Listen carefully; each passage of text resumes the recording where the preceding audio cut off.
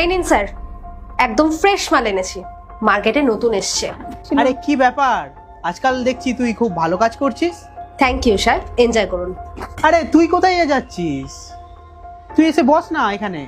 আরে সাহেব, মার্কেটে নতুন মাল এসছে, আর সবার প্রথমেই আমি আপনার কাছেই আনলাম। আমার আর আপনার মধ্যে তো চলতেই থাকে।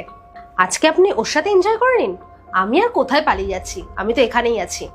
আমার সাথে নয়, পরে করে নেবেন। আচ্ছা ঠিক আছে, তুই তাহলে এখন যা, তোকে আমি কিছুক্ষণ পরে ডেকে নিচ্ছি। ঠিক আছে। ঠিক আছে সাহেব, আসছি। আরে তুমি কমফোর্টেবল ফিল করো। আরে এত লজ্জা পাওয়ার কি আছে?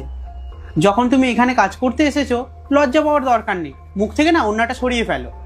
আসলে সাহেব, আমার আজকে প্রথম দিন, এই লাইনে আজকেই কাজ শুরু করেছি, কিন্তু আপনাকে আমি এইটা শিওরলি বলতে পারি, আপনি রিগ্রেট করবেন না। আচ্ছা, প্রথম দিন তোমার? তাহলে তো খুবই ভালো কথা আমার জন্য।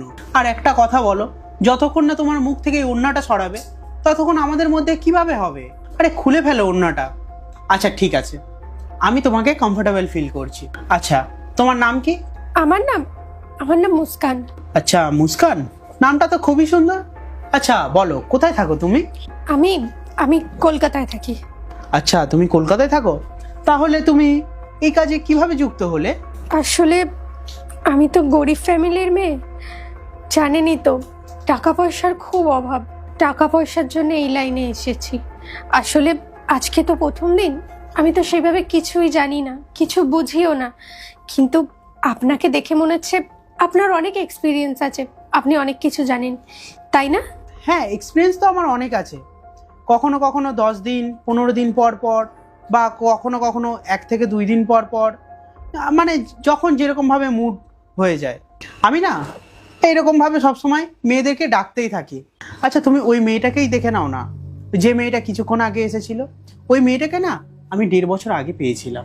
তারপরে দুজনের মধ্যে এত প্রেম হয়ে যায়, এত বন্ডিং হয়ে যায় না, তারপরে ও আমাকে না সবসময় ডিসকাউন্ট দিতে থাকে, বা নতুন কোনো মেয়ে আসলে আমার কাছে নিয়ে আসে।